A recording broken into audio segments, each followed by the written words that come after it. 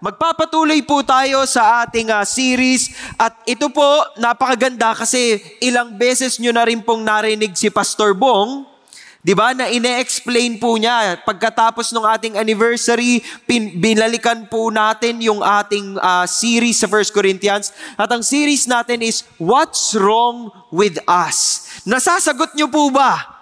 Anong mali sa atin? Nakikita nyo po ba yung mga pagkakamali natin sa series na ito? Nakikita ba yung problema? Oo. Alam ko yung iba sa inyo, hindi nakikita kasi nakikita kayo sa camera tulog. Oo. So, kung pwede lang po, tularan po natin si Kuya Renato dito. Si Kuya Renatong kahapon pa nandito, whole day pa yan, naglingkod, di ba? Ngayon, gising na gising pa rin for Jesus. Ganyan dapat tayo. Okay.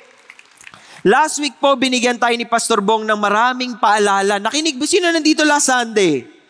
Ayun, marami naman pala. Ano yung message last Sunday? Okay.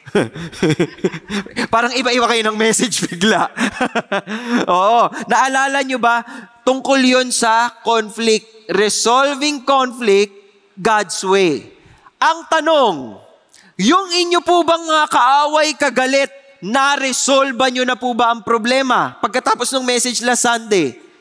Oo, bati na. Sabi dito, bati na daw sila. Oo, yung iba po, kamusta kayo? O nagkaroon pa kayo ng mas maraming enemies? Sana hindi naman po kayo naghanap. Sino pang pwede kong awayin? Okay? Napakaganda po nung naging mensahe ni Pastor Bong. At babalikan ko lang, bakit sinulat ni Pablo ang 1 Corinthians. Tatandaan niyo po ito ay isang Bible trivia. According to one chapter in 1 Corinthians, I think it is in chapter 5, most likely the letter 1 Corinthians is not the first letter to the Corinthian believers. May iba pa siyang sulat.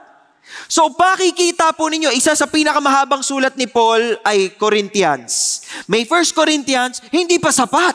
Nagka-2 Corinthians pa. At kung titignan natin yung history, marami pa po siyang isinulat sa simbahan na ito. Bakit sinusulatan ni Paul ang church in Corinth? Reminder, pinapaalalahanan po sila. At ito po ay in-establish niya bilang church and eventually kailangan niya mag-move on sa iba't ibang mga mission places. So ayaw niyang pabayaan itong simbahan na ito kaya kahit nasa malayo siya, ginagabayan niya sila, sinusulatan niya sila. At dito po sa 1 Corinthians makikita niyo, maraming problema sa simbahan. Kayo po ba marami kayong problema sa simbahan? Uy, nahiya sumagot. Saan po mas maraming problema? Sa simbahan o sa mundo? Oh, di ba? Alam natin, sa mundo. Ang tanong, sino po ang sanhi ng problema sa mundo? Tao. No? Ano po ang mga pumupunta sa simbahan? Tao din po. Sa palagay niyo po ba?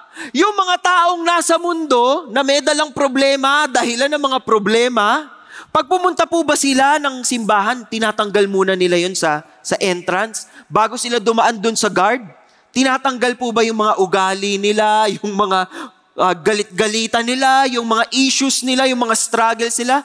Mukhang hindi. Sa loob lang, nandun pa rin sa loob, tinatago lang, binabaunan para hindi masyadong halata. Yon ang problema. Kailangang i-address ni Apostle Paul yung nagiging problema ng mga tao sa church in Corinth. At marami dito sa mga taga-Corinth o taga-Corinto, iba-iba yung mga problema nila. May problema sila sa away, may problema sila sa kampihan. Ito yung kahit hindi eleksyon, ganito kami, itong sigaw na pangalan namin. Hindi kami, ito. Walang eleksyon yun away-away sila, kahit normal na araw. And then they're also immoral, di ba? At marami pang iba. Yan po yung dinadaanan natin. At bakit gusto natin siyang daanan dito sa CCF? Kasi gusto nating makita na yung problema ng Corinthian Church, hindi lang para sa kanila. Ito po ay magpapakita sa atin na lahat ng simbahan posibleng magkaroon ng mga ganitong problema. Lahat kasi ng simbahan may tao at lahat ng tao nagsastruggle, nagkakaproblema, nadadapat nagkakamali. Ilang beses ko na po kayo natanong.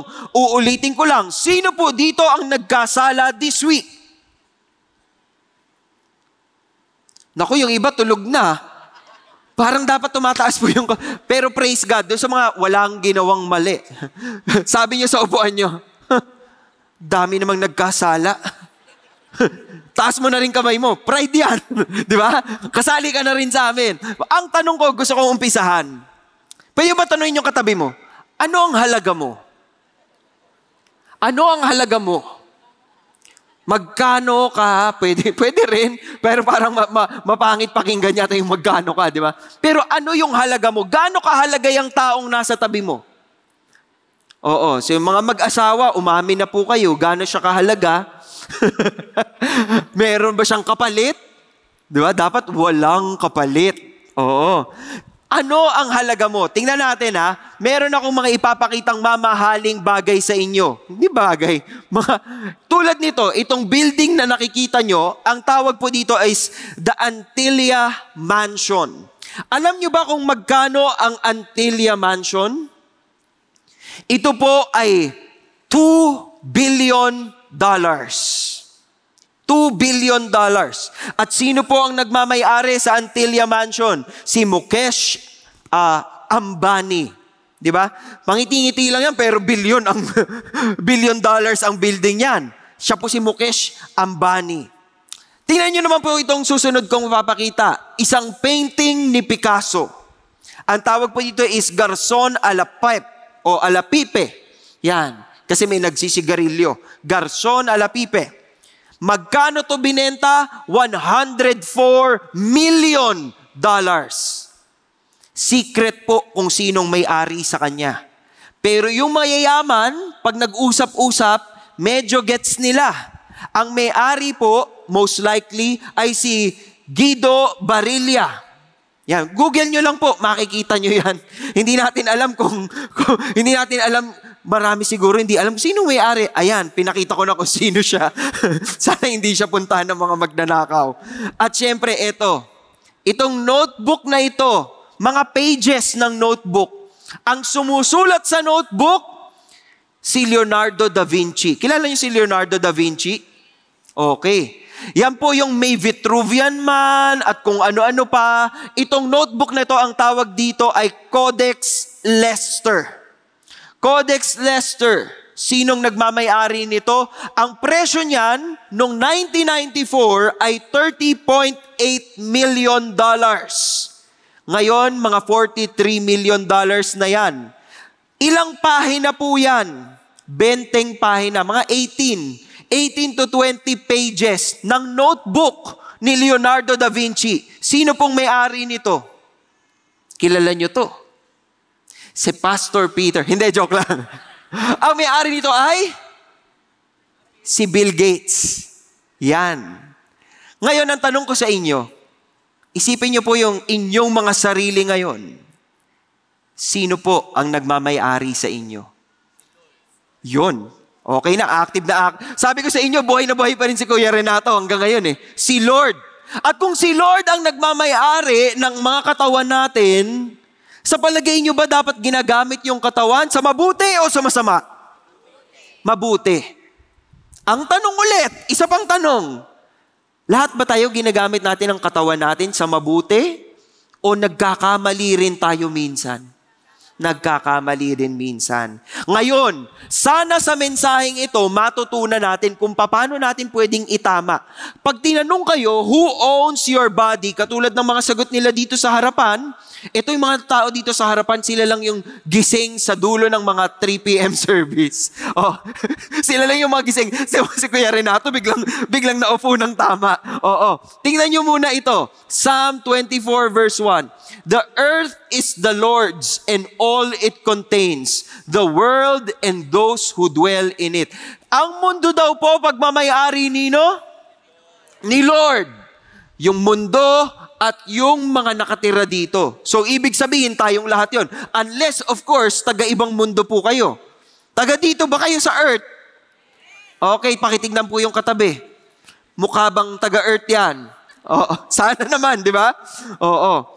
Ngayon po, ang mensahe natin may 3 punto. Sana makaabot kayo sa 3 punto. Huwag kayong bibitaw, lalo na yung sa mga nasa online. Binabati po namin kayong mga nakatutok sa amin online. Ito po ang 3 points natin for today. Your body, its purpose, its privilege, and why is it precious? Okay? Yung purpose is to honor Christ. Privilege, ang pribilehiyo natin, okay? Ang katawan natin, it can be joined with Christ. Pero kadalasan, pinipili natin siya, ma-join natin yung katawan natin sa mga mali. Kaya doon tayo mag-iingat. Precious. Tatandaan nyo to. Mahalaga talaga yung ating mga katawan because it is bought by Christ. Ngayon, puntahan na natin yung ating passage. 1 Corinthians, pupulutin na natin siya from where we left off last week. Natapos si Pastor Bong sa verse 11, kaya verse 12 na tayo. Ang sabi dito, sabay-sabay po natin basahin. All things are lawful for me, but not all things are profitable. All things are lawful for me, but I will not be mastered by anything. Anong ibig sabihin po niyan? Meron daw mga nagsasabi, sinusulatan niya yung mga taga-Corinthians, merong mga nagsasabi sa inyo, ganun po. Okay, balikan po natin anong nangyayari sa Corinthians. Kung titingnan niyo po yung mga Bible ninyo, sino pang nagdadala ng Bible dito pag linggo? Wala na. Sa cellphone, pwede rin yan. Sinong may Bible ngayong dala? Oo, buksan niyo po sa 1 Corinthians. Silipin niyo po yung 1 Corinthians, 1 Corinthians, okay? Nasa chapter 6 po tayo, sa dulong bahagi ng chapter 6. Kung ito-turn po ninyo pabalik, okay, mababalikan ninyo lawsuits, yung mga pagsasampa ng kaso. Sa chapter 5, nandun yung immoralidad. Nire-rebuke ni Paul yung immorality sa kanila. Tapos sa chapter 4, sila po ay pinaalalahanan na naglilingkod na sila sa Panginoon. Diba? Pag binalikan mo yon, maiintindihan mo ngayon bakit kasali itong verses na ito hanggang sa dulo ng chapter 6. Bakit kailangang sabihin ito ni Apostle Paul sa mga taga-Korinto? Diba? Ang sabi niya dyan, all things are lawful for me, but not all things are profitable. Ito po ay isang kasabihan sa kanila. Napakahalaga para sa mga Gentiles, no? Hindi Hudyo, Gentiles, Gentile believers. Napakahalaga sa kanila na malaya sila. Na kapag naniwala sila sa gospel, sa ginawa ni Jesus Christ para sa kanila, lumalaya sila sa kasalanan, lumalaya sila sa pagkakamali, lumalaya sila sa parusa. At yun po yung nagiging kultura sa mga Corinthians. Para sa kanila, malaya naman pala tayo eh. Bayad na pala yung mga kasalanan natin eh. Namatay na pala si Jesus para sa atin at nabuhay na pala at inaantay na lang natin siyang bumalik eh. Gawin na natin lahat ng gusto natin. Yun po yung sitwasyon sa simbahan sa Corinth. Yung buong lupain no, ng Corinth, ganun ang ugali talaga. So sinasabi ni Apostle Paul, all things are lawful, malaya kang makakagawa, pero ang sagot doon, hindi naman lahat ng bagay may mapapala ka. Hindi lahat ng bagay makakabuti sa'yo. Kunyari, all things are beneficial, all things are helpful for me. Sabihin natin yan. Pag gusto kong matulog dahil aircon dito sa CCF, at pumunta talaga ako para doon, minsan may dala pang unang maliit para may yayakapin. Diba? All things, pwede naman. Wala naman pong mag-kick out sa inyo. Ewan ko lang kung hindi kayo babae ni Pastor Bong pag nakita kayo. Pero, lahat naman pwedeng gawin. Pero hindi lahat ng bagay tamang gawin. Naintindihan niyo yon? Yung punto ni Paul, oo, malaya tayo lahat. Pero may mga bagay tayong hindi natin gagawin. Bakit? Kasi iba na tayo. Diba? All things are lawful for me, but I will not be mastered. Hindi ako magiging alipin. So tingnan nyo yan, profitable, ang ibig sabihin makakabuti sa inyo. Yung mastered, ang ibig sabihin magpapaalipin. Hindi kayo pwedeng maging alipin ng kahit ano. Kasi we are slaves of Christ. Sabi nyo nga po sa katabi nyo, oy, slave ka ni Kristo. Oo, yugyug dapat pag pinaganon ko yung yugyug na yugyug mo para magising po yung katabi ninyo. Ha? Oo. Slave ka ni Kristo. Pag sinabi mong slave ka ni Kristo, si Kristo masusunod. Salita ng Diyos ang masusunod. Yung iba po, pilosopo, sige nga, susundin ko yan si Kristo. Wala naman ako naririnig. Paano ko siya susundin? Pero binigay po yung Word of God sa atin. And the living Word is Jesus Christ. Pinakita sa atin ni Jesus Christ paano mabuhay. Lahat ng law, lahat ng pangako, lahat ng sinabi, pinakita, isinabuhay ni Kristo. Pinakita at pinatunayang pwede nating gawin yun. Kaya nating gawin yon by the power of the Spirit in us. Okay po ba yon? Pagpatuloy natin ha. Sabi po ni Paul, food is for the stomach and the stomach is for food. Ito po ay kasabihan sa Corinth nung unang panahon. Kasi para sa kanila, kakain ka, syempre yung pagkain mo para sa katawan yan. Hindi ibig sabihin makasalanan pag marami kang kinain. Nagbe-benefit lang yung katawan mo. Yun po yung punto niyan. Food is for the stomach and the stomach is for food. Ginawa ng Diyos yung tiyan para balagyan ng pagkain, lagyan mo ng pagkain. Nakikita nyo, may sense po ba? May sense yung sinasabi nila sa kultura nila? Oo nga naman. Ginawa yung paa mo para maglakad. Maglakad ka. Di ba? Para po yung pag sinabi nyo, binigyan ka naman ng 2 mata. Maghanap ka. Binigyan ka naman ng 2 kamay. Magbuhat ka. Yun ang sinasabi nila dito. Bakit? Kasi pagdating sa immorality, sasabihin mo, lahat naman po tayo mayroong mga parte ng katawan na ginagamit for sex. Di ba? So para sa kanila, binigay ito sa akin, gagamitin ko para doon. Ang problema, they do it in the immoral way. So ibig sabihin, may batayan ng tama at may batayan anong mali. Nakikita niyo po yung issue? Itong mga Corinthians, wala na silang pake. Wala nang tama't mali sa kanila.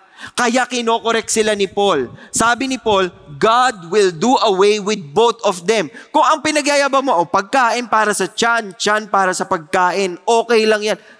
Mawawala yan parehas. Kasi mas supreme ang Panginoon. The body is not for immorality but for the Lord, and the Lord is for the body. Ginamit ni Pablo yung kasabihan nila para ipakita, hindi ka rin pwedeng mamuhay in an immoral way. Mabuhay ka ng kabastusan, mabuhay ka ng kababuyan, tapos sasabihin mo kay Kristo ka. Hindi po pwede yun. Mahirap yun. Yun po yung punto ni Apostle Paul. Ngayon, bakit sinasabi niya to sa mga Corinthians? Alam niyo ba, pag nabuhay kayo nung panahon nila, pag tinawag kayong Corinthian, kawawa kayo. Masyadong bad word. Pag tinawag kang Corinthian, dapat na-hurt ka. Okay? Hindi siya yung American, Filipino, Chinese, ano pa bang mga Arabian. Hindi tawag ng kung saan ka nakatira. Dati po, ang Corinthian, dinidescribe niya mga taong devoted to the pursuit of pleasure. Fleshly, carnal, tawag ng laman yung iniisip. Pag tinawag kang Corinthian, ganyan ka.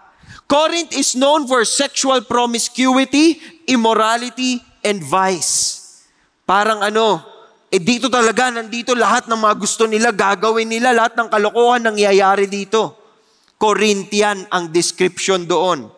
Anong sinabi sa kanila in the previous verse? Verse 11, such were some of you. Eto na nga yung problema sa inyo. Ang dami nyo na nga mga ginagawang mali. Noon, you were already washed. You were sanctified. You were justified. Hinugasan na kayo, apoluo, hagiatso. You were sanctified, made holy. Di kayo justified. Wala na kayong kasalanan dapat. Ang problema natin, ito, gawin natin practical Dito po, sa 3 p.m. service, pag sinabihan kayo, malaya tayo. Bayad, tubos ang ating mga kasalanan, magpapalakpakan po kayo, di ba? Hallelujah, hallelujah. Tapos pag uwi niyo po sa bahay, anong nangyayari? Pagpasok sa opisina, pagpasok sa eskwelahan, anong nangyayari? We drop the ball. Bakit? Kasi nalilimutan natin anong ginawa ni Kristo para sa atin. Wag na huwag niyo pong kakalimutan. Ano ang pinagdaanan ni Jesus Christ para daling kayo, tayong lahat, kung nasan tayo ngayon. At yun nga po yung sinasabi ni Paul. So pagpatuloy natin, now God has not only raised the Lord, but will also raise us up through His power. Hindi nga lang si Jesus yung nag-resurrect. Ang pangako nga sa atin, pag tayo naniwala kay Kristo, pinagkatiwala yung buhay natin sa Kanya, we also will be resurrected. Kaya yung mga Kristiyano noon, wala silang pake kung sila ay patayin. Excited pa po sila. Pag susunugin sila, nagpe-praise and worship pa po sila habang nililiyaban po sila ng apoy. Yung iba po, ilalagay doon sa arena, hindi gagawing kwek-kwek ha. Lalagay sila doon sa stadium na lang yung sasabihin ko. Lalagay sila doon, mga Kristiyano to, tapos magpapakawala ng mga leon, o di kaya mga hyena, o mga wolves, tapos lalapain lang sila doon, mga tigre, lalapain lang sila doon. Sa palagay niyo po ba, nagmamakaawa yung mga Kristiyano doon sa gitna? Maawa kayo sa amin, tao din kami. Hindi. Nandun sila, nakatingin sila sa langit, at excited silang makita si Kristo. Isipin po ninyo, isipin nyo yung ganong klaseng Kristiyano. Tapos tingnan nyo kung anong klaseng Kristiyano tayo ngayon. Nahirapan lang ng bahagya. Ano ba yan? Kala ko pa naman good si God. Di ba? Nagalit lang sa'yo yung crush mo, o nagalit lang sa'yo yung ka-office mate mo, or na-delay lang yung sweldo mo, kasi sweldo nga pala. 15 ba kayo sumisweldo? Oo. Na-delay lang, next week na lang daw. Payag ba kayo doon? Pag ganun, di ba? Parang bad trip na bad trip agad. Nasaan yung joy natin? Nasaan yung satisfaction natin? Sana na kay Kristo, mga kapatid. Ngayon, pagpatuloy po natin to. Ano ba yung kagustuhan ng Panginoon? Sa Thessalonians po, sinabi ni Pablo, this is the will of God, your sanctification. At para sa atin po itong lahat, second level, third level, para sa atin itong lahat. Ang will ng Panginoon para sa atin is our sanctification. At para ma-achieve yun, anong sinabi? Abstain from sexual immorality. Isang paalala kung paano tayo talaga nasa-sanctify. Huwag na kayong gumawa ng kahit anong immoralidad. Ang tanong, ano ba yung immoralidad? What is immoral? Diba? Pag po ngayon kayo ay may mga viral na balita, na sa Facebook. Hindi ko alam po nagfe-Facebook kayo. Yung nanay na dating laban-laban o bawi-bawi, di ba? Dati siyang dancer, di ba? May anak siya, nagsa-struggle. Ngayon, nag-post yung nanay. Sinabi nung nanay na, anak, mahal na mahal kita. Hindi ito ang disenyo ng Diyos. I've been praying. Anong ginawa ng mga tao dun sa post? Binas siya. Diba? Galit sa kanya lahat. Bakit? Bakit? Bawal ba sabihin ng magulang sa anak yun? Naiintindihan nyo? Yung immorality po, ang nangyayari dyan kapag hindi ka sumunod sa disenyo. Ang tanong, kaninong disenyong nasusunod? Kasi pwede po tayong makinig, pwede po tayong maniwala na ang disenyo ng Diyos para sa akin ay ganito. Pero saan mo nakita yun? Saan mo napatunayan na ito ang design ni Lord sa'yo? Nakita ba yun sa Biblia? Naiintindihan nyo? Naiintindihan po ninyo kung saan tayo nanggagaling? Okay, para lang malinaw. Abstain from sexual immorality. Ngayon, kailangan ko itong sabihin dito po sa ating 3 p.m. service. Kasi kunyari kung hindi kayo kasal, sa halimbawa, wala po kayong kasal, wala po kayong papeles, hindi ho kayo nanumpa sa Panginoon na kayo ay mag-asawa, wala pa. As in, wala pa talaga.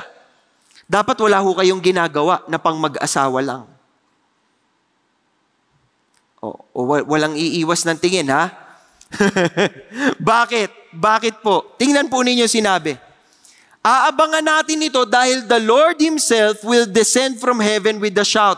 And dinescribe dyan, and the dead in Christ will rise first. Bakit ito kadugtong ng talk about immorality. Ang sinasabi ni Pablo sa kanilang mga Thessalonians, huwag nyo nang sayangin yung buhay ninyo sa immoralidad. Huwag nyo nang sayangin yung buhay ninyo sa kalokohan. Itong aabangan natin. Kahit mamatay tayo dito sa lupa, babalik ang Panginoon. The dead in Christ will rise first. Then we who are alive and remain, kung sakaling nabubuhay pa tayo sa pagbabalik ni Kristo, kasama rin tayong mahuhugot pataas. Kasama nung mga nauna na sa atin, we shall always be with the Lord. Ito po yung pinakamagandang pangako para sa atin.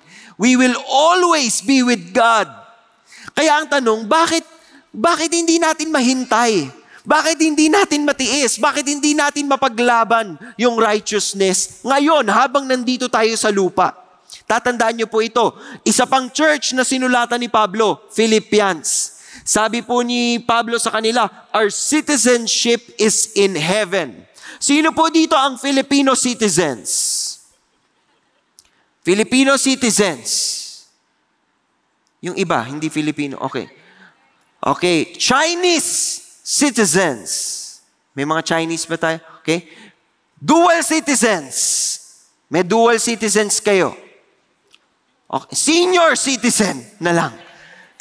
Senior. Ayan. Ito yung tropa natin dito sa harap. Yung senior citizens. Nakakatatlo na. Kulako. Pilipino. Ano pa? Tsaka senior. Dual citizen nga po kayo. Ito yung citizenship. Pangatlo. Citizenship in heaven. Ito yung pinakamagandang citizenship. Wala pong passport na nalalaman yan. Chinecheck lang yan sa puso.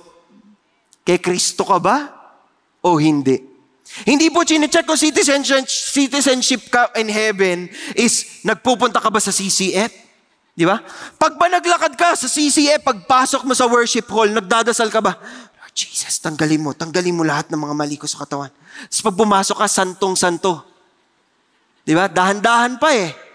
Praise and worship. Di ba? Dahan-dahan pa. Parang papunta na ng langit. Di ba? Oo. Sana po, citizenship in heaven, naiisip ninyo, kung citizenship in heaven, citizens of heaven tayo, dapat dito sa mundo, nakikita yun sa atin. Yung iba kasi, citizenship in heaven, okay, very good. Wala pa ako sa heaven eh. Andito pa ako sa mundo. So kung merong sabihin tong kasama ko na masama, dahil nasa mundo pa ako, pwede ako mag-react. Talaga ba? Naku, napakasama. Eto nga yung ginawa niyan sa akin. Pwede pa kayong gumanon. Yun yung nasa isip natin. But we are already, even now as we live on earth, we are citizens of heaven if we have trusted in Jesus as our Lord and Savior. Pamapalakpak po talaga. Praise God. Praise God. Kaya minsan po, pag kunyari problemado kayo, ano ba to sa mundo? Ang daming pahirap, ang daming magnanakaw, ang daming ganito, ganyan. Kapag citizenship in heaven ka, kalmado ka. Bakit? Ba't ka kalmado? Alam mo hindi dito natatapos ang lahat. Meron pang kasunod yan. At yung kasunod niyan, yun ang eternal. Itong lahat na dinadaanan natin sa mundo, temporal lang. Ito, eternal. And He will transform the body of our humble state into conformity with the body of His glory. Kaya habang inaantay po natin ito, mga kapatid, pwede at kayang-kaya by the power of God, na we live our lives in honor to Christ. Because that is our purpose. Yun ang gusto nating mangyari. Gusto natin pag nakita tayo ng tao, ang nararamdaman, naririnig, nararanasan nila is buhay si Kristo sa atin.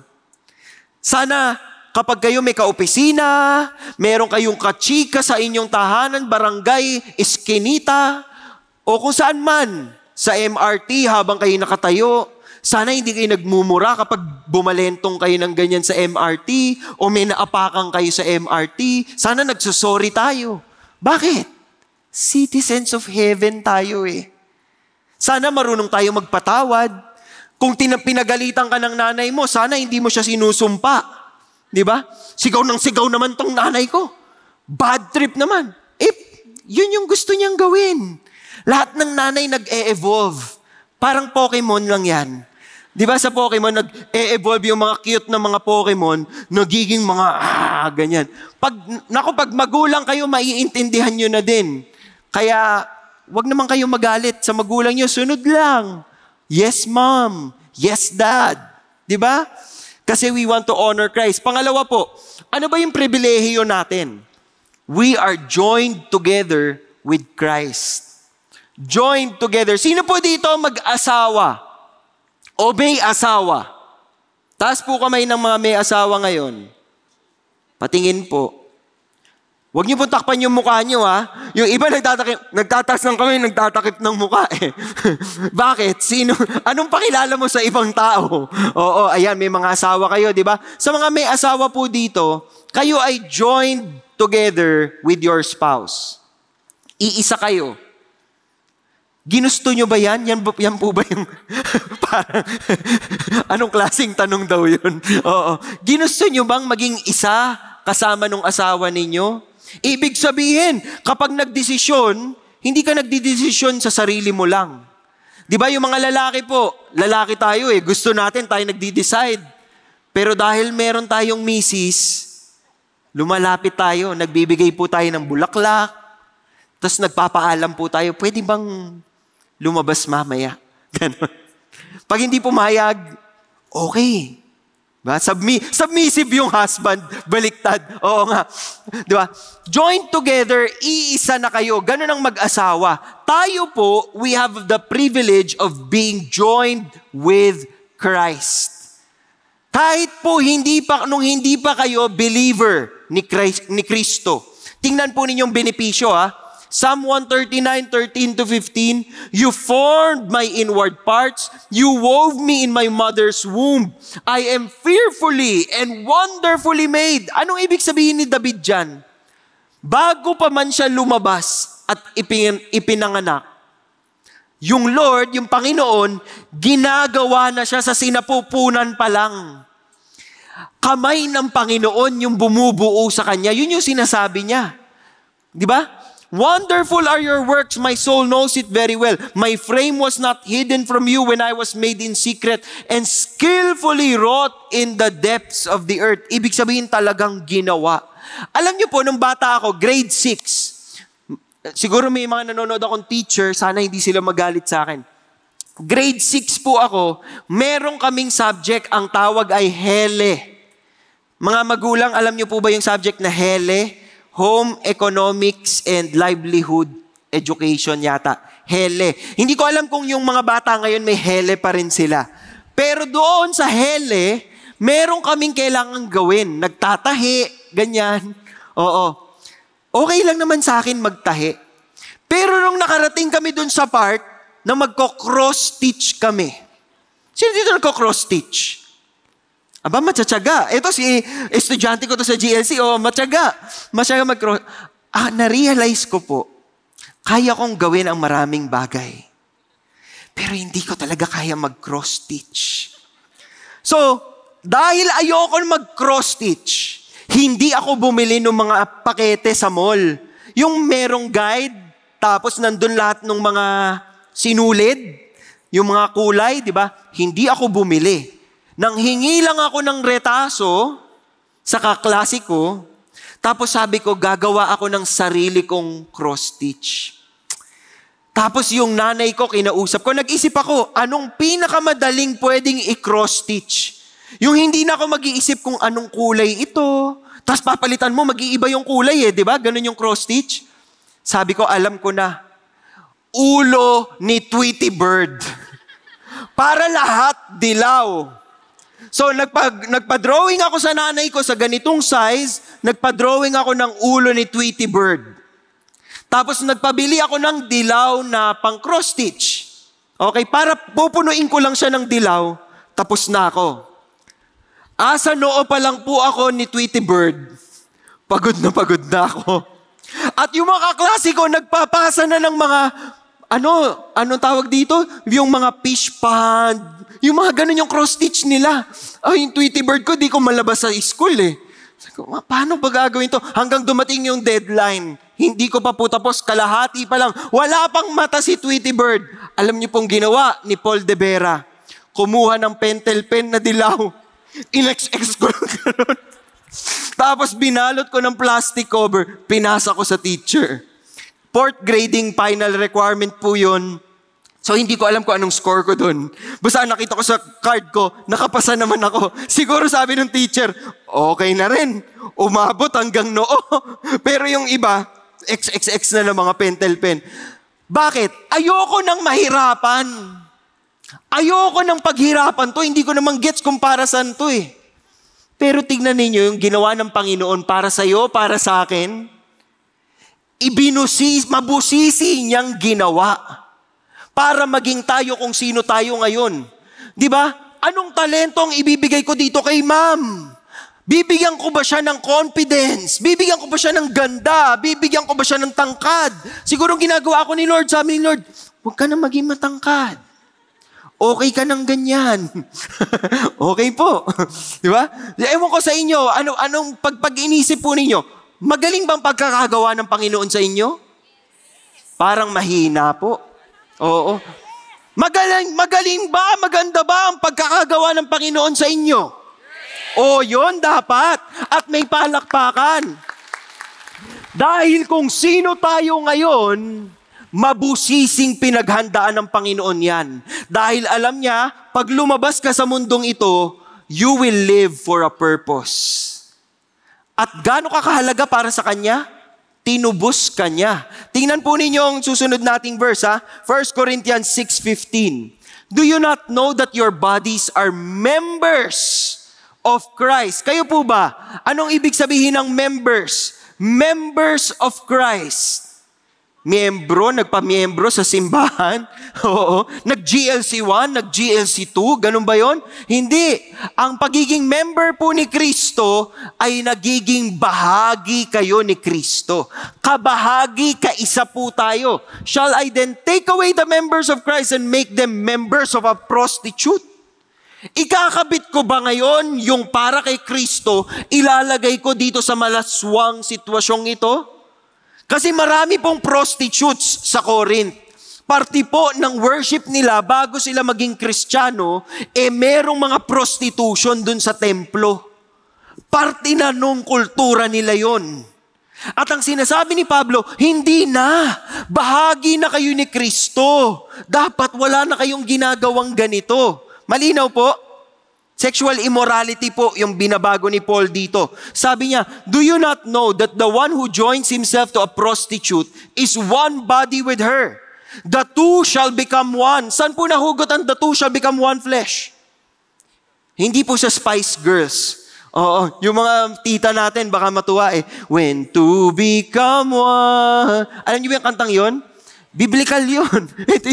Ito yun galing dito sa verse na to. The two shall become one flesh. Saan po galing yan? Disenyo ng Panginoon yan. Tingnan po ninyo Now the man had relations with his wife Eve. Had relations, yada, ang ibig sabihin po, kinilalang mabuti. At yung pagkilalang mabuti, usually, ginagamit po siya to describe na sila po ay nagsiping. Meron pong nangyari sa kanila. Kaya nga ang kadugtong, she conceived and gave birth to Cain o Cain. So they had relations. Okay? Yada, had relations. Ganun po ang ginagawa sa mag-asawa. Pero yung relations na ito at yung salitang ito, ginagamit din siya to describe kung kamusta yung relasyon natin sa Panginoon. Parang ganito.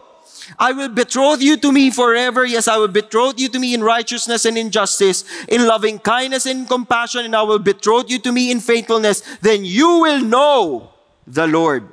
Yung know po dyan ay same word. Hindi sinasabing makikipagtalik sa Diyos. Hindi yun yung ibig sabihin. Pero makikilala mo siya ng lubusan. Hindi ko po ito naiintindihan nung wala pa akong asawa. Pero nung nagkaasawa po ako, mas naintindihan ko na, mga mag-asawa dito, alam nyo na iisa kayo di ba? Hindi lang yung pagsisiping o pagtatalik, pero iisa kayo ng hinga. Iisa kayo ng kilos. Kapag hindi kayo iisa, pag hindi kayo united, parang bad trip kayo. Di ba? Yung iiwan mo na lang yung asawa mo kasi ayaw sumama sa simbahan. O di kaya naman, sana walang natamaan, no? Next time po, sasama na po yung asawa ninyo. Oo. You will know the Lord. Yun yung ibig sabihin. Kaya nga pag tinignan mo si Paul sa 2 Corinthians, sabi niya, I am jealous for you with a godly jealousy. I betrothed you to one husband. Hindi nagseselo si Paul. Okay? Ito yung problema. Kapag tinatranslate natin, ang tingin natin, nagseselo si Pablo sa kanila. Bakit? Hindi. Yung ibig sabihin ng jealous dyan, talagang intense yung kanyang gustong pag-iingat. Iniingatan niya sila. Your one husband is Christ. Gusto kayong i-present as a pure virgin. Tayo po, pag tayo'y nagpunta na kay Kristo at sinabi natin, Jesus Christ, sayong-sayo po ang buhay ko. Hindi na natin dapat dinadala yung buhay natin kung saang kalokohan. Prostitute man yan, kabit man yan, pornografiya man yan, o kung ano pa man yan. Wala na. Kasi tinubos ka na, mabubuhay ka na sa tama. Naiintindihan po ba natin mga kapatid? Malinaw po ba? Malinaw po ba yon? Iba na tayong tao. Iba na tayo. Ngayon, problema natin, tawag ng laman. Kasalanan. Tingnan po ninyong Proverbs. The lips of an adulteress drip honey. Smoother than oil. Parang kala mo, okay to mabait to sa akin okay to parang mas mahal ako nito Mga ganyan ang ugali. In the end, ano po? She is bitter as wormwood, sharp as a two-edged sword. Delikado po. Lalong-lalo na sa sexualidad. Delikado po na tayo ay nag-o-open up pa ng ating sexual intimacy sa iba pang tao. Bukod sa health, kaya katulad po ng testimony last week, di ba? Kailangan yung ingatan yung kalusugan ninyo, physical. Pero pangalawa, hindi nyo rin pwedeng gawin yan sa katawan ninyo dahil mga Kristiyano na tayo. Tayo po ay tinubos na at kay Kristo na. Ngayon, ang bilin sa atin, huwag tayong madadapa. Huwag tayong madadapa. Ang dali-dali na pong madapa ngayon. Pornografiya po, kahit po pinakamabait na tao, pwedeng merong pornografiyang nakikita. Kasi yung porn po, ginagawa ninyo pag walang nakakakita sa inyo. Diba? Nung bata po ako, wala po kaming pornografiya sa bahay. Kasi wala kaming computer, wala kaming internet. Pero, nung tumanda-tanda ako at nagkaroon na kami ng DVD player, nagkaroon na kami ng CD player, ng mga piniplay namin, mga pirated. Oo, mga ganyan. Doon na ako natuto. Meron na ako nakikitang mga CD na pornographic at kapag walang tao sa bahay, doon ka nanonood. Siyempre, hindi mo papanoorin kapag nandyan yung magulang mo kasi lagot ka. Di ba? So, doon nag-umpisa yung aking pornographic tendencies. Although, kumbaga, malayo na maging addiction dahil nga gwardyado kami. Nung nakabili na yung magulang ko ng computer, saan nilagay ang computer? Sa ano? Maliit lang yung bahay namin Ito yung sala, nandito yung computer, tapos nandito yung dining table. So, ibig sabihin, wala kang pwedeng gawing kalokohan sa computer kasi kita ng lahat. Ano pong nangyari? Nagsunog ako ng kilay. Nag-aral akong mabuti. Kunyari. Nag-aral akong mabuti. Tapos, pag wala ng tao, pag tapos na yung pag-aaral, pornografiya na yung tinitignan mo. Ako, nagkukumpisal po ako sa inyo. Nung bata ako, ganun. Nanonood yung nanay ko ngayon So, nalalaman na niya to ngayon. Kaya, magugulat yung nanay ko minsan, pagbaba po niya ng 4:00 ng umaga, gising ka pa? Daming homework Daming homework. Daming homework. Puyat na puyat ako. Patay ka. Alam mo kung ba't ako puyat na puyat? Kasi visit mo ng porn site, nagka-virus yung computer. Kinabukasan, gagamitin ng nanay mo yung computer. Hindi ko po alam kung saan kung computer shop dadalhin yung computer. Pinepray over ko, tapos iniisip ko, maririnig ba ako ni God? Nagkasala nga ako. Hindi man lang ako mag-sorry muna kay God. Lord, maawa ka naman, maawa ka naman. Ilang restart, ayaw bumukas ng computer ko. Nako Lord, nakakahiya po. Pero marami akong natutunan dahil doon sa mga lesson na yon. Wag na wag kayong makikinig sa tawag ng laman.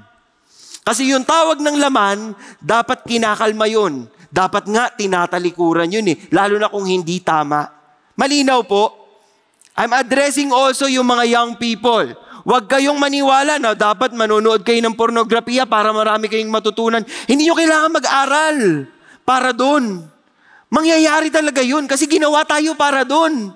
Wala nang kailangan tutor doon. Ano ba kayo? Huwag kayong maniwala sa mga nababasa nyo sa magazine o sa dyaryo o kung ano pa man. Malalaman nyo yun pag nandun na kayo. So, tiisin nyo lang. Or kung hindi nyo talaga matiis, tanungin nyo yung magulang ninyo. Mga magulang, wag naman po kayong maramot sa sagot. Pag kayo'y tinanong ng anak ninyo, paano po ba nagkakag-baby? Sumagot kayo ng matino. Huwag na kayo mag-imbento na. Lumilipad ang ibon. Dinadala ang ibon at nakabalot kang baby. At dumating ka sa amin. Ha? Paano nangyari? Explain nyo ng maayos po. Hindi na ako mag-e-explain. Hindi naman ako magulang. Tanungin nyo lang, mga bata, you ask your parents. Pero ang bili ni Pablo, flee immorality. Layuan nyo na yung immoralidad. Every other sin that a man commits outside is outside the body, but the immoral man sins against his own body. Diyan po nagsimula yung salitang porn. Kasi yung salitang immorality, porneia. Ang ibig sabihin po nun, you sell off sexual purity. Pinagpapalit mo yung purity mo. Yung kalinisan mo, pinagpapalit mo, dinudumihan mo. Yun yung ibig sabihin ni Pablo. Lubayan nyo na yung ganyang buhay. Tigilan nyo na yung ganyang buhay. Ako po, nung bata ako, natuto na ako, nagkaka-virus ang computer. Sabi ko, ayoko na, hindi na ako magpo-porn. Tapos na yan. Nagtino ang buhay ko. Pero nung college, gumaduate ako at binraykan ako ng girlfriend ko. At yung girlfriend ko, marami na kaming nagawang kalokohan. Sabi ko, naku, kailangan kong ibaon yung memory nito. Bumalik ako sa porn. At meron akong iPad, first gen iPad. Sino dito nakabili yung unang labas ng iPad? Oo, yan yung mga unang first gen na iPad. At doon ako na-hook ng pornography. Isang araw po natutulog ako. Tapos, para po akong naalimpungatan, nasa dilim ako. Tapos may nakita akong malaking kamay sa ibabaw ko. Malaki talaga. As in, parang itong lugar na to, madilim. May malaking kamay na lumabas. Tapos may malaking baboy na dinala sa ibabaw ko. Tapos nahiwa yung baboy. Tapos tumulo lahat ng dugo sa akin. Hanggang pakiramdam ko nalulunod na ako. Tapos nagising ako. Hingal na hingal po ako. Tapos parang naramdaman kong kinakausap ako ni Lord. Sabi ni Lord sa akin, ang baboy-baboy mo na. Ang baboy-baboy mo na. Talagang nangatog po ako. Sabi ko, kinuha ko yung iPad ko, tapos tinawag ko yung kapatid ko. Sabi ko sa kapatid ko, ibenta mo. Ibenta mo to. Tapos yung presyo na mabibenta mo, sa'yo na. Ilayo mo to sa akin. Ganon klaseng takot. Ganon klaseng takot yung nabuo sa akin nun. Bakit? Kailangan mo ilayo. Kasi kung hindi ka lalayo, ngayon, nasa cellphone na lang yung mga porn, di ba? Browse ka lang eh. Titingnan ko lang naman. Uy, may nakita. Na-scroll mo eh. Iniisip mo ngayon, babalik ko ba? Silip lang. Naku, pag nagganyan po kayo, dire-diretso na yan. Kasi naaaral ng algorithm ng internet nyo yan. Gusto mo ng ganitong palabas? Eto pa ang mas maraming palabas. Kapag hindi kayo lumayo sa tukso, wag kayong maniwala sa kanta. O tukso, layuan mo ako. Kaya nga siya tukso eh. Lumalapit nga siya sa'yo. Hindi tukso ang lalayo sa'yo. Ikaw ang dapat lumayo sa tukso. Kung may kagustuhan ka sa opisina, may asawa ka, mag-resign ka. Huwag ka mag-isip na, hintayin ko siya mag-resign. Hindi pwede. Ikaw nakakaramdam Ikaw ang umalis. Di ba? Tingnan po ninyo si David. Halimbawa ni David. Si David po with beautiful eyes and a handsome appearance. Bakit yan nilalatag dito? Kasi siya, gwapo na siya. Tayo po, mga normal lang tayong tao. Okay? Pero ang lakas pa po ng apog nating tayong maglandi at tayong mag-iimmoral. Ito talaga may karapatan kasi gwapo, di ba? Ano nangyari kay David? Evening came, David arose from his bed. Imbis na makipaglaban, dahil may gyerang nangyayari, natulog sa bahay, nag-inat-inat ng gabi, nagising, may naalimpungatang ibang taong naliligo. Anong ginawa? Ano ang ginawa ni David kay Bathsheba? Pinatawag. David sent messengers and took her, and when she came to him, he lay with her. At nagsiping po sila, may nangyari sa kanila. Ito yung hindi lumalayo. Ito nga yung nagpatawag pa. Parang sabi mo kay Tukso, hanapan mo nga ako ng makakasamang ayong gabi. Kadalasan ganito ang ugali po natin. Tayo pang naghahanap ng kalokohan. Maging katulad po tayo sana ni Joseph. Si Joseph, hindi po si Potiphar ang nakatemptation ni Joseph. Huwag niyo pong isipin yun. Mali yun.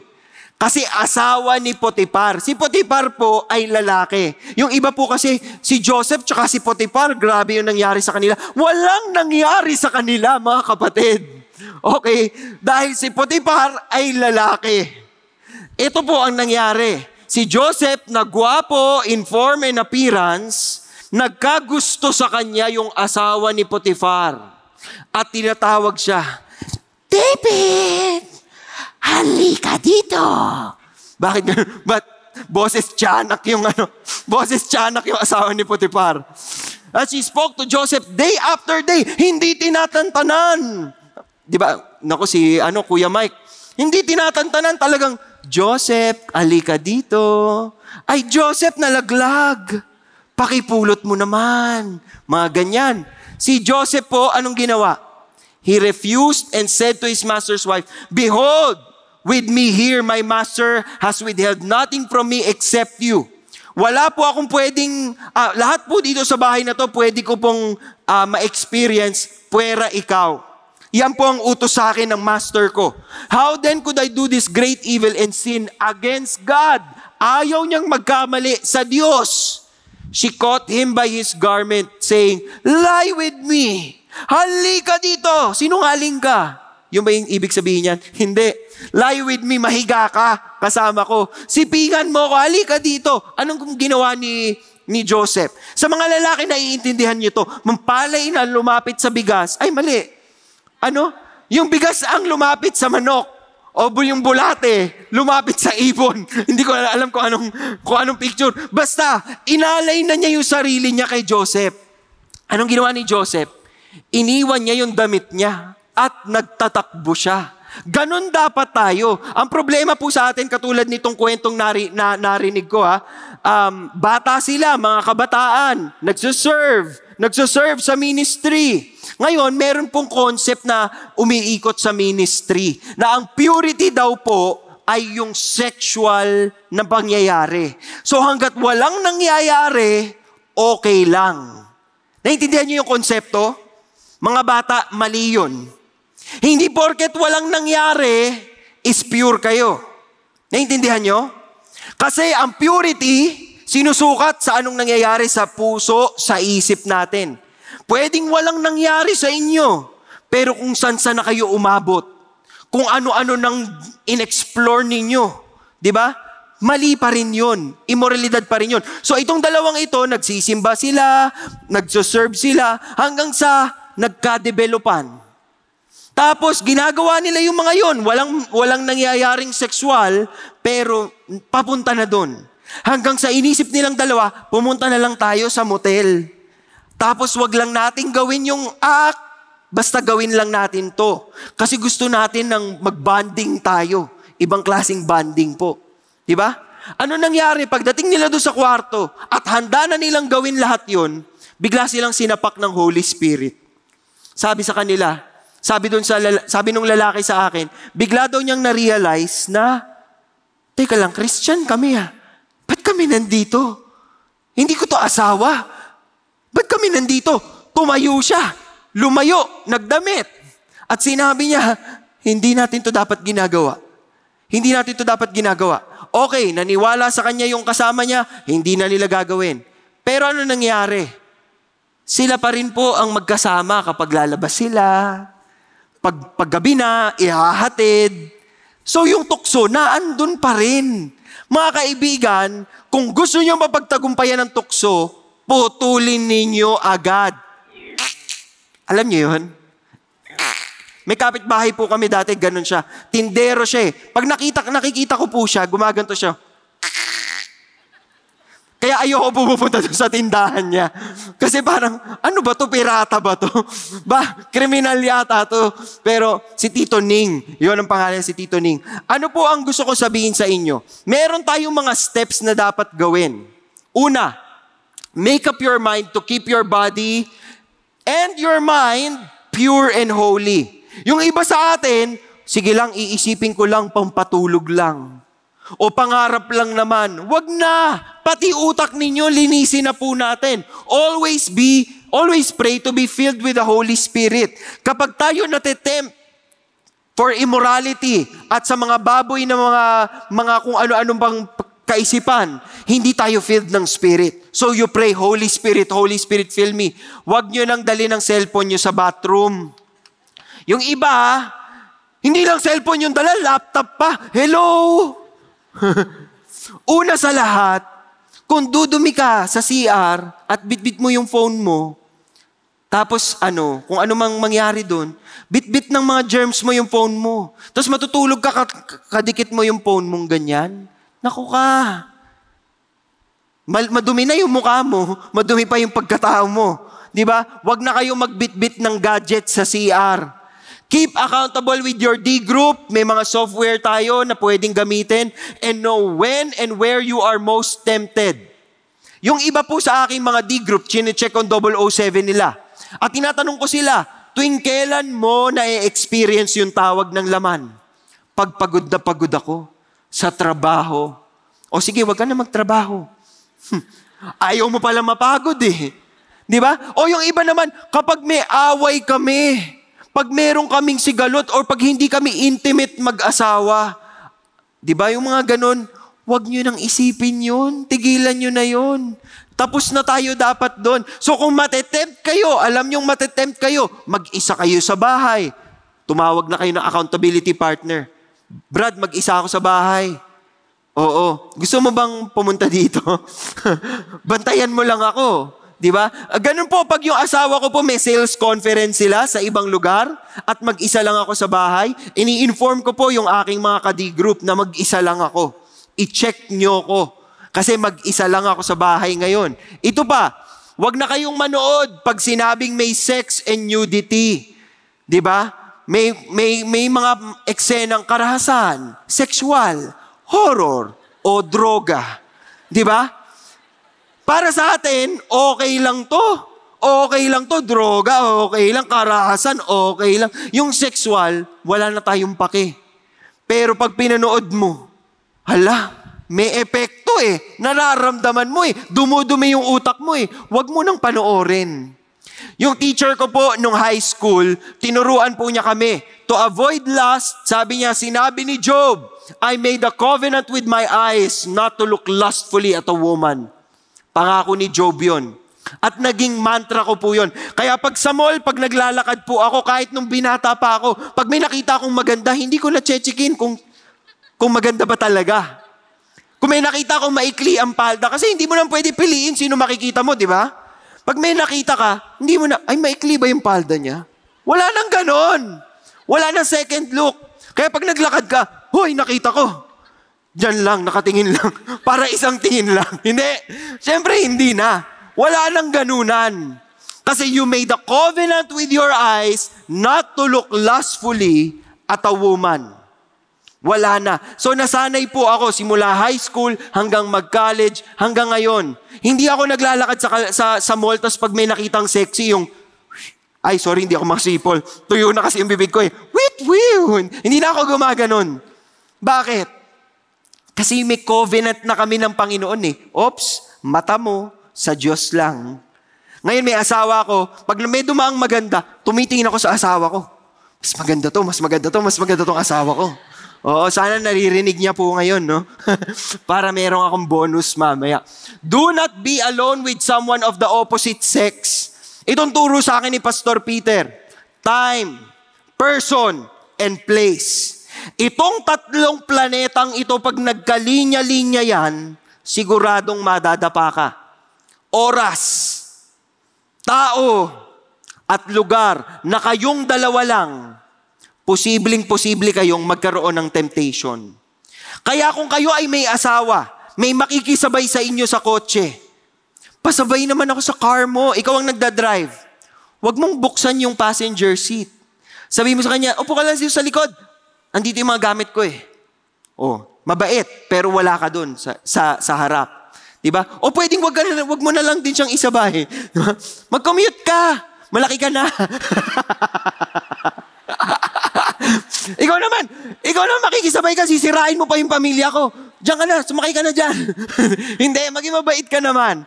Pero kung kailangan talagang sumabay sa iyo, wag mong itabi sa iyo. Malinaw po ba yon? Wala. Kunyari may gusto makipagkita sa yung babae. Kaya po sa akin, pag may nagpapa-counsel, babae, bukod sa minsan hindi ko po nire-replyan, pag nakaka-reply ako, ang sinasabi ko, naku, yung asawa ko ang kakausapin mo.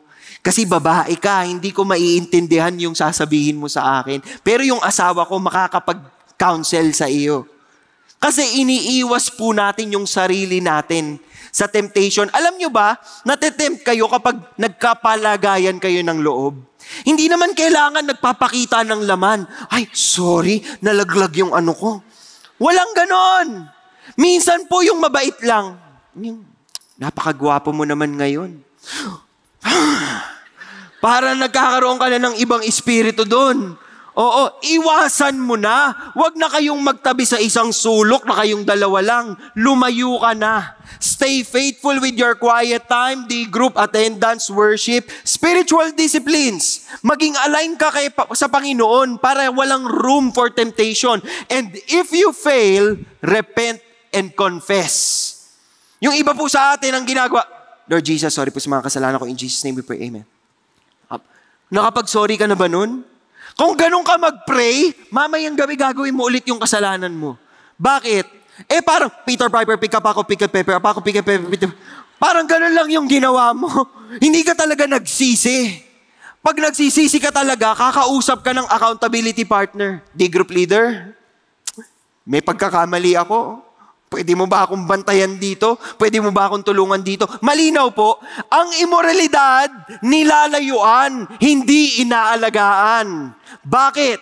Anak tayo ng Panginoon, banal tayo sa Panginoon, tinubos tayo ng Panginoon, hindi na yan ang buhay natin. Tapos na tayo dyan. At kaya po ang huli nating punto, precious. My precious. Oo, isipin po ninyo, ganun kayo ka-precious kay Lord. Pag hawak kayo ni Lord, my precious. Hindi. Ba't parang kontrabida? Hindi. Mahalaga kayo sa Kanya, mahal niya kayo. Tingnan po ninyo sinabi 1 Corinthians 6:19. Do you not know that your body is a temple of the Holy Spirit? Templo tayo ng Holy Spirit, sisidlan tayo ng Holy Spirit. The Holy Spirit fills us. Imaginin po ninyo, yung kapangyarihan ng Panginoon, yung presensya ng Panginoon, yung kabuuan ng Panginoon, it resides in us. Tapos gagamitin natin yung katawan natin sa kabulastugan, sa kamalian, maling-mali. Diba? Your body is a temple of the Holy Spirit who is in you, whom you have from God. You are not your own. Kadalasan po yung mga tao, pag pinagsasabihan tungkol sa immorality, my body, my choice. Narinig nyo na yon? Katawan ko to, choice ko to. Wala kayong choice. Ikaw ba gumawa sa katawan mo? Hindi. Ginawa ka ng Panginoon. At higit sa lahat, tinubos ka pa ng Panginoon. Therefore, glorify God with your body. Tingnan po ninyo, ginawa ni David yung templo at sinabihan niya, yung buong Israel, si Solomon, ang pinili ng Panginoon maging hari, bata pa, wala pa siyang experience. The temple is not for man, but for the Lord God. Para sa Panginoon, kaya ito ginagawa. Kaya anong ginawa ni David? In all his ability, ginawa po niya hinanda niya yung mga gagamitin ni Solomon na material para sa temple. Gold, silver, bronze, iron, wood, stones of antimony and stones of various colors. Lahat hinanda ni David. Hindi siya pwedeng gumawa ng temple ni God kasi pumatay siya ng maraming tao. So si Solomon ang bubuo. Pero si Solomon po ay bata pa. Kaya ang sinasabi ni David, yung temple naman ay hindi para sa tao para sa Diyos. Ganyan po yung itsura ng temple. Ito yung temple na nabuo. Ito yung temple na nagawa. Before the temple, ang meron sila, tabernacle. Na-experience nyo po yun dito sa CCF before, di ba, yung tabernacle. Nung nagawa ni David at ni Solomon yung templo ng Panginoon, ganito na yung itsura. Napakaganda. Bakit maganda? Kasi ang pinaka nagpaganda doon, yung glory ng Panginoon na andon. Tingnan po ninyo Fire came down from heaven, consumed the burnt offerings and sacrifices, and the glory of the Lord filled the house. Yung glory ng Panginoon, pinupunan niya yung templo. The glory of the Lord, inulit-ulit, filled the Lord's house. And the glory of the Lord upon the house. Anong ibig sabihin nun? Yung presensya, yung kapangyarihan, yung Shekinah glory ng Panginoon nasa templo nila. Alam niyo po ba kung nasa na yung templong yun ngayon? Sira na yun ngayon. 70 AD, winasak po yan ng mga Romano. But now, we are the temple. We are the temple of Christ. Naninirahan ng Panginoon sa atin. Hindi niyo po nagigets kung anong benepisyo nun. Hindi niyo po nagigets kung anong benepisyo. Kasi ang benepisyo nun, kahit kunyari marami kang pinagdadaanan sa buhay, hindi ka mag-isa. Kasama mo siya. Lumalabang ka sa temptation, kinakabahan ka, mapagtatagumpayan ko ba to? Confident ka. Bakit ka confident? The Spirit of God is upon you. Ganong katindi ang pribilehiyong binibigay sa atin. Mahalaga tayo sa Panginoon and He wants us to have this power to overcome all these things. Matthew 5:16, let your light shine before men in such a way that they may see your good works and glorify your Father who is in heaven. Nasa iyo ba yung ilaw ng Panginoon? Ipakita mo sa iba. Huwag ka nang mag-struggle. Pag nag-uusap sila tungkol sa ito paalala ko po sa inyo may media ngayon, may mga websites ngayon na gumagawa ng pelikula na parang pornografiya na. Huwag nyo na po kayong mag-subscribe doon. Dapat nga tinitignan na yun ng mga politiko natin Dapat po wala na yun doon. Pornografiya yun. Dapat dinadaan yun sa sino ba yung nagche-check ng mga palabas sa TV? MTRCB. Oo, dapat pati sila kasali sa MTRCB, di ba? Oo. Pag may liwanag kayo, ipakita nyo yung liwanag na nasa inyo. Like the Holy One who called you, be holy yourselves. You shall be holy, for I am holy. Si Peter po, sinabi ni Peter ito. Like the Holy One who called you, be holy yourselves also in your behavior, sa ugali natin. Huwag na tayong makisali sa mga usapan sa opisina na immoral. Bakit? Kasi tapos na tayo doon. Tapos na tayo doon. Paano mo naman nasabi yan, Paul? You have been bought with a price. Tinubos na tayo, pinalaya na tayo, tinubos tayo ng Panginoon. Therefore, anong gagawin natin? Glorify God in your body. Pakinggan po natin ang kwento ni Joyce Amonoy at sana po magising kayong lahat dito sa kwentong ito. Pangalawa ako sa 4 na magkakapatid. Noong ako ay 6 na taong gulang, namolestya ako, ngunit hindi ko alam na mali pala ang ginawa sa akin na ito dahil sa aking kamusmusan. Sumunod lamang ako sa ipinapagawa sa akin ng taong ito at pinaniwalaan ko ang kanyang kasinungalingan na nilikha ako para sa sexual pleasure. Dahil dito, nagsimula akong mamuhay ng may 2 pagkatao. Hinahayaang ma-expose ang sarili sa tawag ng aking laman sa pamamagitan ng pagbabasa ng adult reading materials at pornografiya habang namumuhay bilang isang relihiyoso at magaling na mag-aaral para sa aking pamilya. Noong ako ay grade 4, na-diagnose ang aking ina ng breast cancer.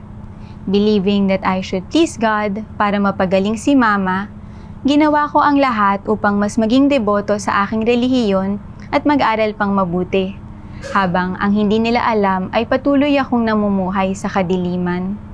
I continued building this good girl image until college. It was then when I heard the gospel and participated in an accountability group and Christian retreat for the first time. Pero, kahit na sumali ako rito, ang ideya ng transformed life ay hindi ko sineryoso. At dahil doon, I eventually stopped showing up in that group. Sa parehas na taon na iyon, ang aming ina na may breast cancer ay pumanaw at iniwan kami ng aming ama. Nawalan ako ng direksyon sa buhay noong nangyari ito dahil I have lived my whole life making my parents proud. Upang mapunan ang sakit na nararamdaman ko, I got into a sexually immoral relationship. I was trapped in the lie that I needed to do certain things in order to be loved. Nabuhay ako para sa sex, pag-inom ng alak, paninigarilyo at pagpaparty, habang sinisiguro ko na maayos ang lahat ng aking grado sa pag-aaral at nagsisimba ako. My lifestyle of going with the flow, pleasing people, and striving to prove myself made me lost, insecure, tired, and angry. Isang araw, napagdesisyonan kong tapusin ang immoral kong pakikipagrelasyon. It was after that when I was invited to attend CCF services. Sa isang worship service noong February 2012, nagdasal ako upang tanggapin si Jesucristo bilang aking Panginoon at tagapagligtas. Ngunit, katulad ng dati, I continued with my lusts and sexual immorality even as I went to church. Nagtagal ito ng 3 taon. In the office, God allowed me to be part of a team at work who organized and facilitated Bible study meetings. Natunghayan ko kung ano ang totoong kahulugan ng transformed life kay Kristo sa aking mga kaopisina. I remember crying out to God during CCF's prayer and fasting week to also give me what the attendees and my co-workers had that I clearly did not. After that, sumali ako ng discipleship group, Bible study classes or GLC1, and volunteered in various ministries. Matapos ang ilang buwan, I felt that God was prompting me to break up with the boyfriend I had at the time. Pero ayaw ko siyang pakawalan. Sa aking hindi pagsunod sa Diyos, naging matigas ang aking puso. Sinful thoughts flooded my mind more intensely than before, and I indulged in sexual immorality with various men, habang pumupunta sa D-group at nagsaserve sa ministry. Ang akala ko noon, okay ako dahil wala naman akong nakakalimutan na spiritual practices na akala ko ay pleasing sa Panginoon. Slowly, my secret sins drained the life out of me until God prompted me to finally be accountable to my D-group leader in 2016. The period of restoration was not easy. Nakipaghiwalay ako sa aking boyfriend, dumistansya sa mga lalaki at umalis sa ministry. Sumali ako ng Glorious Hope, isang programa na gumagabay sa mga tao na makawala mula sa kasalanan, maling kagawian, at mga hang-ups sa tulong ng Panginoong Hesukristo. My walk with the Lord has not been perfect, ngunit natutunan kong isuko ang lahat ng may kababaang loob, habang ang aking mga D-group mates ay patuloy na nagdarasal para sa akin, rebuked me when needed, and inspired me to keep loving the Lord through their example. Noong 2017, I publicly recommitted my life to Christ at a True Life retreat.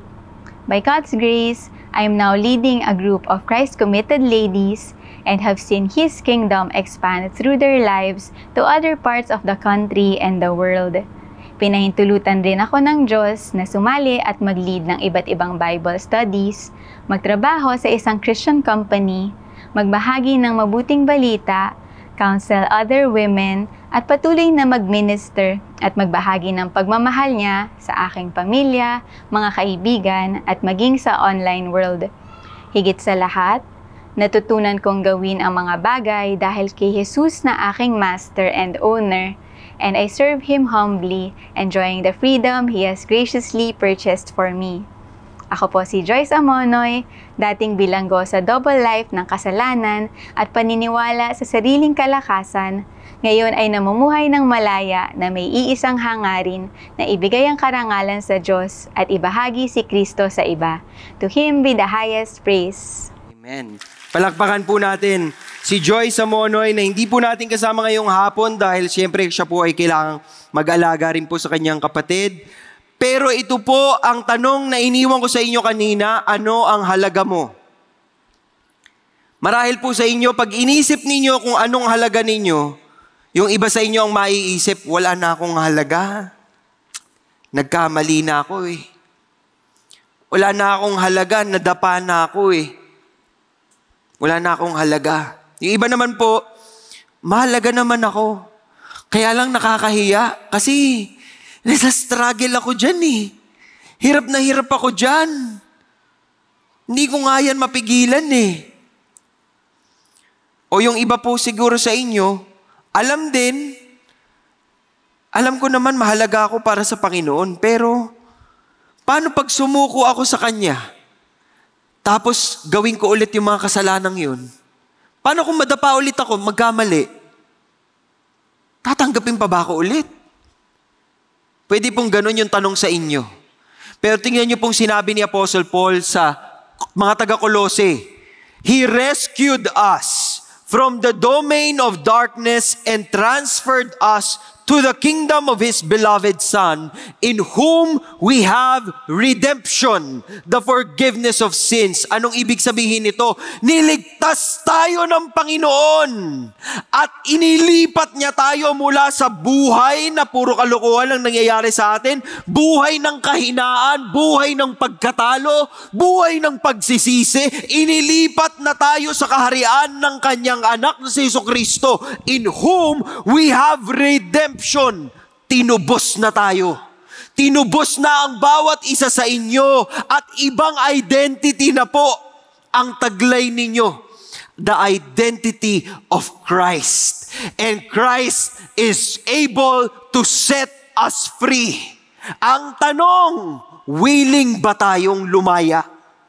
Willing ba tayong tumanggi pag tinawag tayo ng laman? Willing ba tayong tumanggi pag sinabi ng mundo, halina kayo, sumama na kayo sa amin, huwag na kayong maging konserbatibo, bagong lipunan na ito, balitan nyo na yung kalumaan ninyo. Hindi. Hindi to luma. Yung tinitindigan nating salita ng Diyos, it is eternal, everlasting, and it will have power through and through. Hindi matatapos ang kapangyarihan ng Panginoon. Kahit magkanda loko-loko ang mundong ito, siya pa rin ang Diyos. At sana pipiliin natin sa Kanya sumunod. Paano natin yun magagawa? Tingnan ninyo. His beloved Son. Si Kristo ang susi. Kaya nga po, I urge you, brethren, sabi ni Paul sa ating lahat, by the mercies of God, present your bodies a living and holy sacrifice, acceptable to God, because that is your spiritual service of worship. Marahil po yung iba sa inyo may mga pagkakamali in the past. Pwede nyo po yung isuko sa Panginoon ngayon.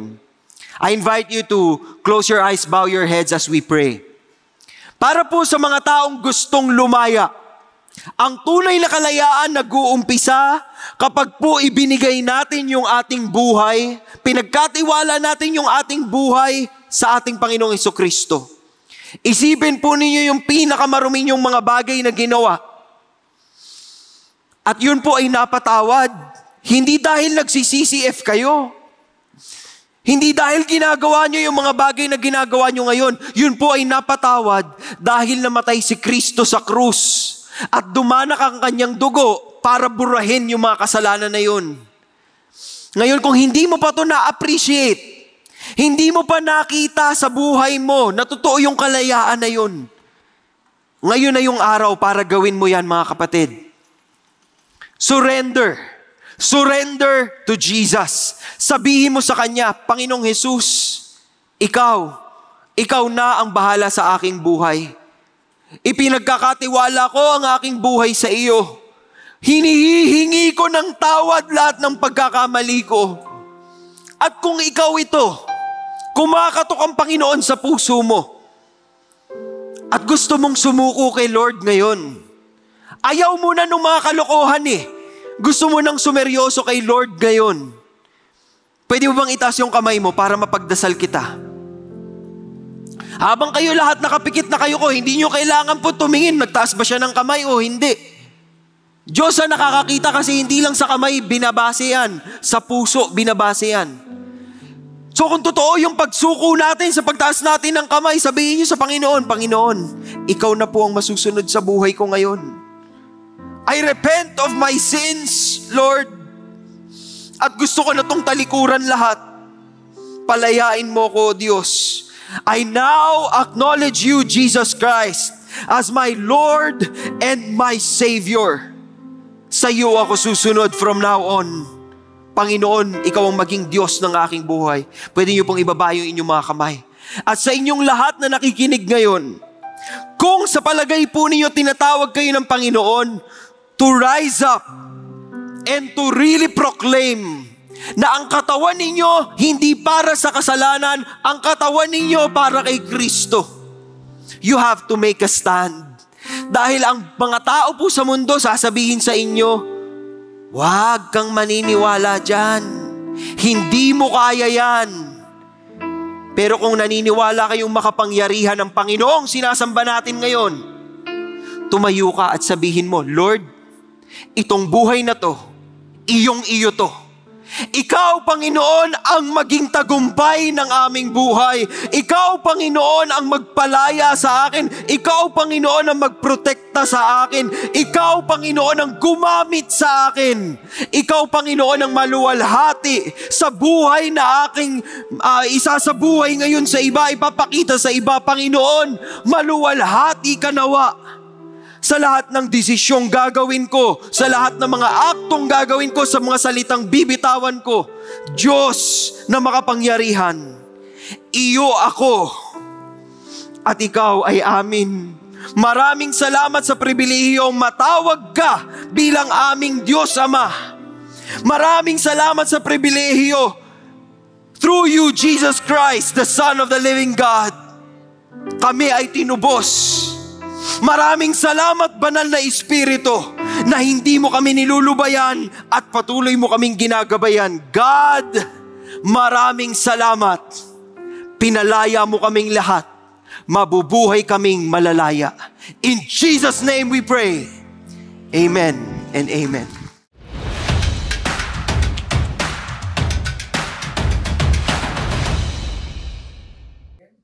Hello, CCF family. Welcome to Sunday Fast Track, where you ask real-life questions and we give you biblical truths. Ako po si Jeril Orgasan from Across Family Ministry at kasama po natin ang ating speaker na si Brother Paul De Vera para sagutin ang inyong mga tanong. Para po sa unang katanungan, sikat ngayon ang kasabihang My Body, My Choice o sa Tagalog, Aking Katawan, Aking Patakaran. Ano po ba ang sinasabi ng Biblia tungkol dito?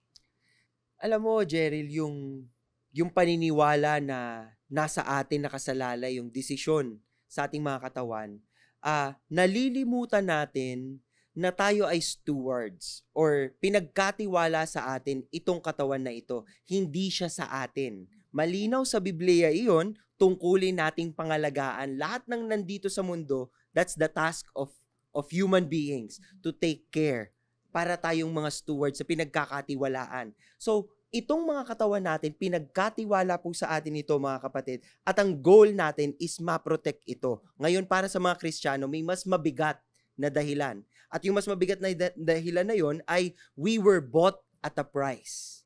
Tinubos tayo ni Kristo, hindi na tayo dapat nakikihalo sa mundo o nakikipaniwala dun sa mga sinasabi ng mundo. So it's really a life going counterflow. It's a life going against the flow at yun dapat po yung ginagawa natin. Dahil kay Kristo na tayo, mabubuhay dapat tayo, pinapakita natin. Hindi tayo aayon sa kung ano yung hindi maka-Kristo, hindi maka-Biblia, hindi maka-Diyos. Kasi tayo po ay Kanya na at tinubos na niya tayo. Thank you po. Para naman po sa ating pangalawang katanungan. Ngayong alam na natin kung sino ang totoong nagmamay-ari sa atin, hanggang saan lang ba ang kalayaan natin pagdating sa pagiging tagapangasiwa ng ating katawan? Yun, napakaganda ng salitang tagapangasiwa. Yun yung, it's really a steward, di ba? Sabi sa Galatians, no? Galatians chapter 5, verse 1, "It was for freedom that Christ set us free. Therefore, keep standing firm and do not be subject again to a yoke of slavery." Ang tungkulin po natin is iwasan na tayo ay madapang muli. At para magawa yon, we have to understand that we are not anymore slaves to sin. We are slaves of Christ. Yun na yung bagong nature natin. Yun na yung bagong pagkatao natin. Dapat masaya tayo sa pagkataong yun kasi yun po ay pagbabalik sa disenyo. Ito po tatandaan ninyo. Kung gusto mo ng tunay na kalayaan, balikan mo yung disenyo ng gumawa sa'yo. At kung ang batayan po ay Biblia at susundin mo kung anong sinasabi dito, sigurado ka, you will fulfill your life. Not because you're so free that you can do anything and everything, but you're free to do what is right. Yon ang importante. Maraming salamat po. At ngayon naman po, Brother Paul, alam naman po natin na araw-araw talaga may temptation sa internet o social media po, no? Ano po ang practical na paraan para talagang 100% na makaiwas ang isang Kristiyano na mahulog sa impurity at immorality? Bago ko ibigay yung practical na reminder, uulitin ko lang yung mga sinasabi natin, lalo na sa message kanina, di ba? Flee, layuan mo, di ba? Iwasan mo na. So, paano to in the practical sense, lalo na sa digital? Lahat po tayo, tinitignan po ng mga social media sites, ng mga websites na yan, ang ating digital behavior. Kung palagi kayong nanonood ng mga bagay, for example, na hindi glorifying sa Panginoon, the internet will keep feeding you with that content. Kasi ang nakikita sa'yo ng mga social media sites, gusto mo itong mga bagay na ito. So, dapat unang-una mong sasabihin sa sarili mo, hindi mo na pupuntahan yung website na ito, hindi ka na magla-like, mag-i-interact dun sa mga posts, at kung may lumabas sa feed mo, itanggalin mo siya, pwede mo siyang tanggalin through the filtering system of the social media that you're using. So, practical yun, ibig sabihin, ikaw mismo ang gagawa nun. Kasi kung hindi mo yun gagawin, Facebook, Twitter, and all the other social media sites will just keep on feeding you with that content. Pero kahit ano pa mang pong solusyon ang gawin ninyo, kung ang puso ninyo hindi naka-align sa ating Panginoon, hindi nyo maiiwasan yan, hindi nyo magagawa yung mga tips na sinasabi. We gave you 10 tips dito sa message na to. Pero pinaka-importante sa lahat, Lord, sa'yo ang puso ko. Lord, sa'yo ang buhay ko. Let me glorify you every day of my life. Yes, napakaganda po, no? Maraming salamat po, Brother Paul. At ngayon naman po, bago po tayo magtapos, for all the families out there who would like to learn, bond, and grow the relationship at home, we invite you to join our Across Motivate Family Camp happening on October 6 to 8 at the MMRC Batangas. So to sign up, visit the CCF Across Ministries Facebook page or scan the QR code on the screen. See you there, CCF family.